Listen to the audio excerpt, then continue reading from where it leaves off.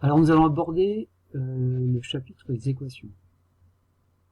Alors, ce chapitre est assez long, je vais le faire en plusieurs étapes. On va d'abord commencer par un nombre être solution d'une équation. Équation, vous avez le mot équation, même racine que le mot équilibre. Donc pour illustrer ce chapitre, je commence par imaginer un équilibre. Donc, une balance de ce type-là. Vous avez deux plateaux. Sur le plateau de gauche, vous avez deux objets identiques qui ont une certaine masse, auxquels on rajoute 400 grammes, et votre balance est en équilibre avec une masse de 700 grammes. Donc deux masses identiques plus 400 grammes égale 700 grammes. Le nombre m, on l'appelle l'inconnu, puisque c'est ce qu'on cherche. Alors, on pourrait très bien, dans un premier temps, se dire, tester, donner des valeurs au hasard à m, et puis essayer de trouver quand est-ce qu'on aura l'équilibre avec 700 grammes. Alors, ce que j'ai fait là, testons cet équilibre avec une masse de 100 grammes. 2 fois 100 grammes plus 400, 2 fois 100, 200 plus 400 égale 600. 600 n'est pas égal à 700. Donc la solution, ici, n'est pas 100. Comme on a trouvé 600, c'est plus petit que 700, je me dis, ben tiens, ça va être plus grand que 100. Bon, je teste avec 150. C'est vraiment au hasard, quoi, avec un petit peu de réflexion. Bon, 150. 2 fois 150, ça fait 300. 300 plus 400 égale 700. Et je retrouve bien le 700 qui est ici.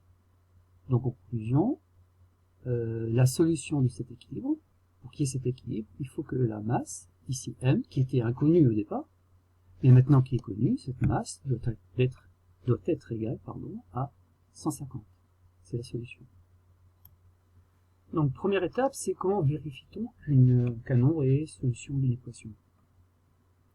Donc là, la question que je vous pose, c'est le nombre 2 est-il solution de l'équation 5x plus 3 égale 12.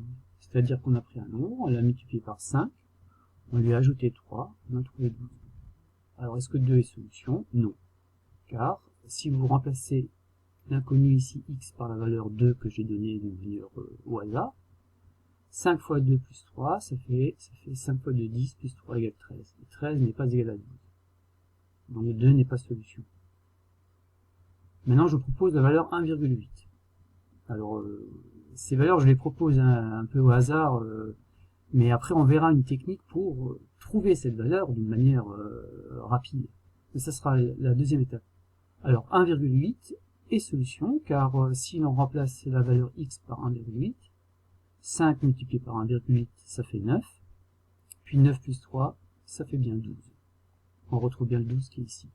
Conclusion, on dit que 1,8 est solution de l'équation 5x plus 3 égale 12.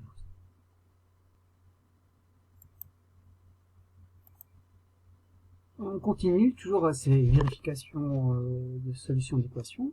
Alors cette fois-ci, même genre de question, le nombre 2 est-il solution de l'équation? Mais cette fois-ci, ce qui change, c'est que l'inconnue est des deux côtés. Elle est sur les deux membres. On parle des deux membres de l'équation.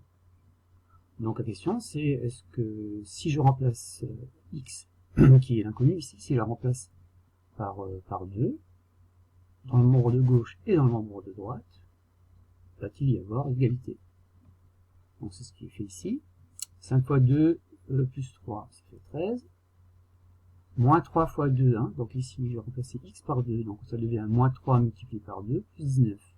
Moins 3 multiplié par 2, ça fait moins 6. Et après, moins 6 plus 19 est égal à 13.